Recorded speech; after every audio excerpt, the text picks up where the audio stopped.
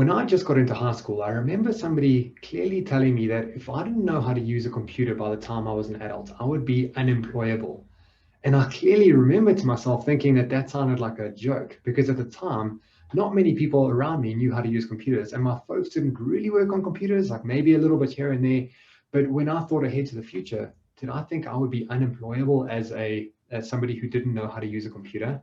Well, I know that this sounds ridiculous looking back, but that's what I was told, and that's what I believed when I was about 15 or 16 years old. Now I'm edging on 36, which I just realized is double 18. And although I still feel fairly old, in reality, I'm becoming an adult. I've got to come to terms with that. But now as an adult, like I work on computers every single day. I mean, for people who know me, I'm an e-commerce expert. So how could you think that at one stage I didn't even know how to use a computer? Well, one of my best friends still mocks me about the fact when I was doing a project with him and he had to show me how to turn it on, and the fact that I had no idea how to type. In fact, when I moved to England after university, I got a job where in the application process they asked me how much did I know about e-commerce and computers and how good was I with spreadsheets, and I completely lied because I needed a job. And that's the honest truth is that, I mean, I had to pay my rent at the end of the month and I needed a salary. I told them what they needed to hear and I got the job. And then I learned on the fly. I figured out how to type with maybe two fingers and then three fingers, and I improved from there. But ultimately, if I didn't know how to use a computer, I would have been completely unemployable. Man, how much things have changed since that time. Later on, when I got into university, I remember hearing friends talking that they were starting to study social media as a part-time degree because that wasn't even part of like university curriculum. And then again, I thought, what are you doing studying social media? That's like Facebook and stuff. Isn't that just for playing around? But then they told me that this will be a job one day. And I was like, maybe old Warwick didn't have much foresight over here. But then I thought to myself again, there's no ways playing on Facebook can actually be a full-time job. But now look at how many jobs have come about through social media. It's full-time agency work. I mean, you've got full-time businesses just managing social media. And those people, yes, they have to know how to work on computers too. So it's really bizarre how when we were growing up, and even as the youngsters are growing up now, the world is changing constantly.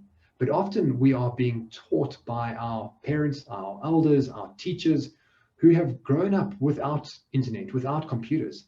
And they kind of lived in a slightly different paradigm. Nothing wrong, nothing old, nothing outdated about that. It was just a different time. You know, their records were kept on in paperwork, within files, within drawers.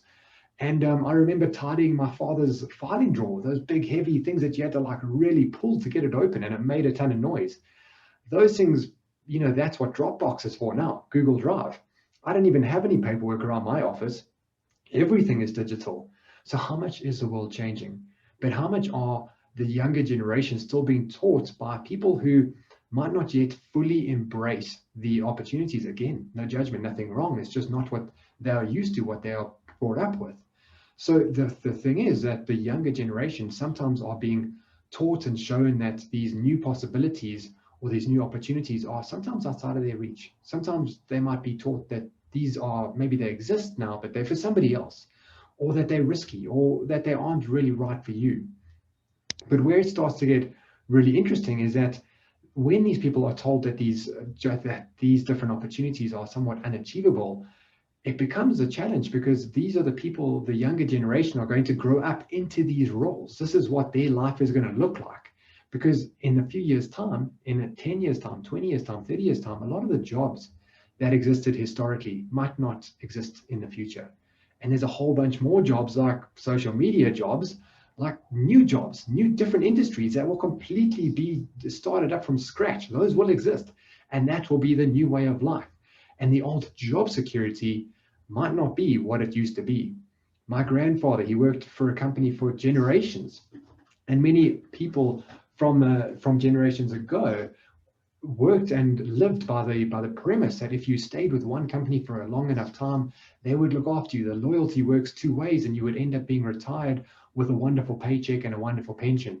They would look after you.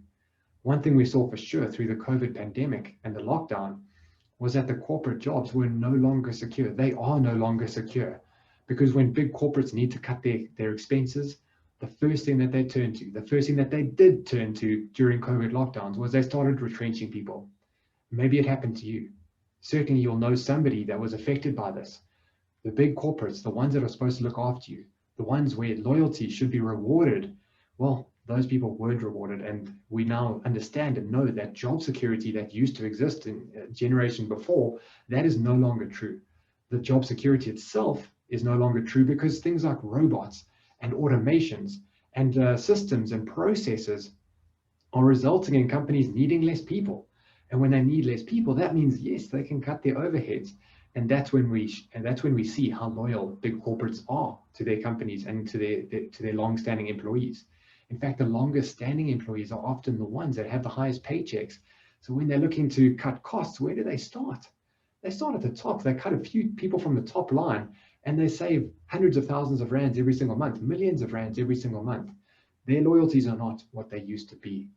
And this is very difficult as we start to look ahead and see, well, where can we get job security? Because heck, one thing we learned from the COVID lockdowns is that, wow, the fundamental needs of life need to be looked after. Security, basic income, food, clothing, a roof over our head.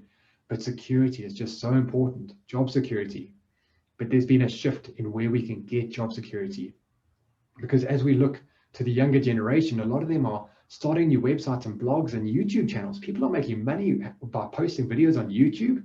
I know, it's crazy, isn't it? And you see 15-year-olds getting Ferraris and just like absolutely crushing it. It's kind of annoying. But in reality, these are the younger generation that are seeing this opportunity, not being fearful of it, not thinking that it's for somebody else. They're embracing it and they are using this as a way to generate an income and to create security for themselves. Now, if they can start to embrace that and they can start to utilize it and they can start to learn this new way of being, this new way of operating, this new way of getting security, well, then the good news is that so can we. So can I. I mean, I had a fundamental shift myself from being that youngster who didn't think that I needed to have to work a computer because, heck, I was scared of the things to begin with. Still am a little bit. I mean, I've never had to learn how to code right. I just have a great team of people who can help me with that. But in reality, I have had to become really proficient on computers. And through just being willing to try and learn and play with different stuff, I've had to largely just figure stuff out. And I love that, actually. Now that I have the ability to know that everything is figure outable, well, that empowers me to be able to embrace this. And yes, I've used e-commerce and websites and content online to generate an income and to create wealth and to create businesses that create security for me. And if I can do it, well, then so can you. If the younger generation can do it, well, then so can everybody. So the shift that we need to take mentally, and just by a shift of generation, is to see that our generations above us who taught us with the best intentions, well, they were teaching us from a different paradigm. And there's nothing wrong with that. There's just a different world right now. Security has changed. The way that we get security has changed. Getting a good job, having a reliable and loyal boss, it doesn't count anymore. We've seen that. We know that. And as robotics and machines and outsourcing grows and continues to become more and more proficient within big businesses, it's going to mean that people, loyal, long-standing employees of a big corporate, well, they're going to need less of those employees. And as more people are being moved out of corporate and being replaced by robotics and automations and all of those things, then what we're going to see is that we're going to see a lot more people needing to look at these new opportunities, YouTube channels, creating a blog, monetizing content online, selling online, e-commerce. Yes, at that stage, everybody's going to be looking at this as a new way of operating because they're going to see those kids driving those fancy cars and think, well, if they can do it, surely I can too. And the good news is that you can, if you just simply embrace the idea that we've got to learn. We've got to go down this learning curve and figure it out. It's all figure outable, if that's even a word. I'm just making it up. But it does make sense. And it's completely the way that I've approached it. And if I can do it, then so can anybody else. Because I was that guy. It was in university where in a project, my buddy had to show me how to turn on the damn computer because I just didn't even know where to start. Typing was a mission. I was one of those one-finger typers. And from there, I had to learn and learn and learn.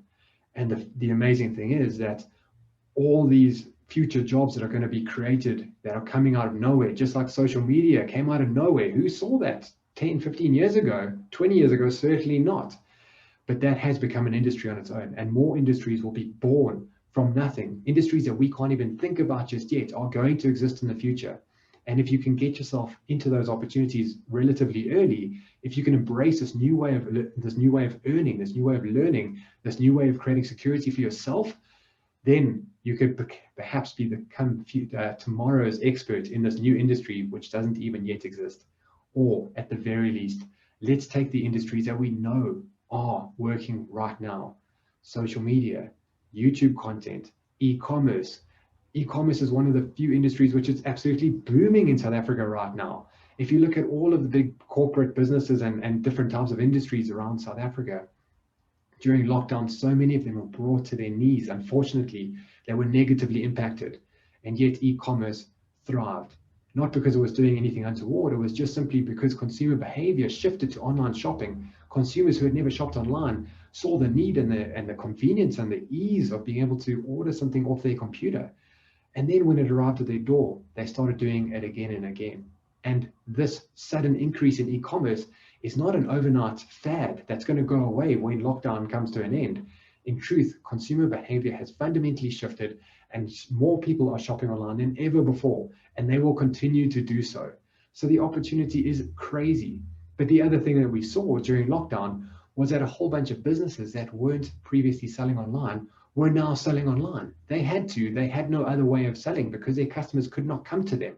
They had to embrace e-commerce.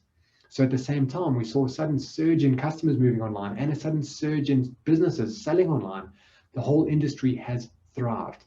But does that mean that it's too competitive, too advanced, and that maybe there's not enough space for you? Absolutely not. Because what we've seen is that the industry has grown, and a rising tide raises all ships. We've heard that saying before, but there is more space for so many new companies to come about. Tomorrow's Takealot, tomorrow's bidorbuy.co.com is probably a company that doesn't even exist yet, a website that hasn't been formed yet. The biggest websites of tomorrow might not even be in existence yet. It might be your website. It might just be that idea in the back of your head that can come to fruition and become an almighty business. But the point is that the competition online is not necessarily overwhelming. There is still far reaching opportunities for new players to come in. And if you're in a space, if you have an idea and you see other people selling online and doing the same thing, does that mean that there's no space for you? Absolutely not. If you see somebody else selling the same product online or doing the same thing, that doesn't mean that there's no space for you to do it. What that tells you is that there is space because you can see that somebody else is doing it and making money. It means that customers are going online and purchasing the thing that you want to sell. If you see somebody else doing the thing that you want to do, this is great news. It means that you can absolutely go ahead and do it. And is there space for you? Absolutely. The market is growing. The size of the pie is getting bigger, and there's opportunity for you to get your slice of the pie. Even if it's a little sliver, it's still going to be amazing. So why not give it a try? Embrace this new opportunity. If we're looking for job security, financial security, is the right course to be going and getting a job in a corporate world? Or is it rather to be empowering ourselves and trusting ourselves and creating our own future? Because when you do that, that gives you the ultimate security to know that you have a way to create money, a way to create a source of revenue for yourself without relying on a boss or a paycheck or being retrenched or anything else that might come from what we used to think was security. That stuff doesn't exist anymore. The only true security that you can have for yourself is teaching yourself how to generate an income yourself. And the opportunities these days are so vast and so wide and so much more attainable than ever before. In e-commerce, I've said this before, but truly, I believe that it is the easiest way to get into entrepreneurship, because you can start your business in your spare time. If you have a laptop, if you have internet connection, you can start a website. And when you start a website, you have immediately started a way that people can pay you online, buy your stuff. You have immediately turned on a new source of revenue. You can do that in your spare time. You can do that from home. You can do it after the kids go to sleep. And you can do that without risking all of your financial resources, because you can start a business with a shoestring budget. Heck, you don't even have to buy inventory up front. If you have marketing budget, that's great, but you can absolutely do this without marketing budget. I started my e-commerce store in 2010 with no marketing budget whatsoever. I hassled in forums and Facebook groups, and I found my customers and I got them to buy from me. The money that I made off that, I reinvested into more inventory. Eventually, I was selling enough stuff that I could actually have a marketing budget. So if you have to, you can start on very little money. You can start in your spare time, in the evenings, on the weekends when the kids have gone to sleep. You can send your kids to your friend to babysit while you start your website. It is the easiest way for you to get into entrepreneurship. It is the least risky way for you to get into entrepreneurship. Because heck, if it didn't work, heaven forbid, it doesn't work out, you didn't lose too much. You didn't risk the farm. You didn't have to sign a lease in a shopping center for a shop that you want to open. You don't have to hire 3 or 4 or 5 staff members. You don't have to commit to buying inventory. You can do it on a very quick and savvy way. And you can start this business very easily, very risk adversely. And I love that. I love that these new opportunities are not just opportunities that are somewhere in the future. They are here right now. They're available to you. They're available to me. And I love that. I love that South Africans are now embracing it. And we are seeing that because the industry is just growing and growing and growing. And what we're seeing is that new websites that are coming into the market, they are getting sales. And if it was too competitive, if it was too swamped or overwhelmed, the industry was too busy, then those new websites that were starting from scratch, the ones that came on last week, last month, they're not all getting sales, but a lot of them are getting sales. A lot of them are growing and keeping at it and getting website traffic and leading to more and more sales. Well, if those are getting sales, which we know that they are, then that means that another website, perhaps yours, could turn on and start getting sales too.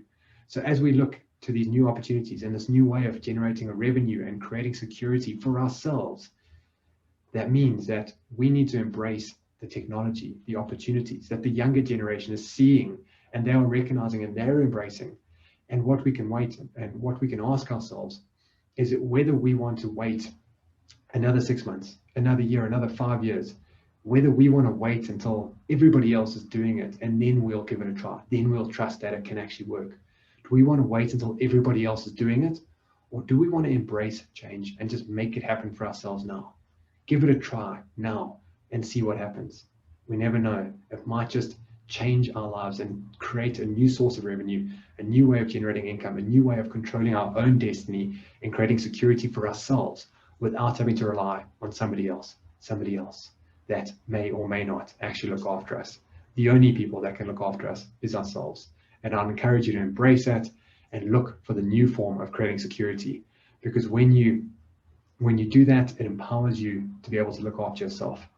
And you could simply do that by making a simple shift, a simple decision just to join our free Facebook group. You could do that. If you go into Facebook and you search in soccer, you'll find the community of 17 or more thousand members, all South Africans who are just interested in online selling. They are all learning and helping one another. You can join that group, and that might just set off a snowball effect where just joining that group lets you learn more about it, lets you see other people that are doing it, real South Africans who are starting in a very similar place to where you are right now. And they are doing it. And if they are doing it, you can too. So join that Facebook group, go to Facebook, search for Insaka. You'll find the Insaka e-commerce community. It's free to join. There's thousands of us in there. It's wonderful. And that might just help you to go off in the right direction. So hopefully you'll join, and you can tag me when you do. Tag me in that group, and I'll see you on the inside.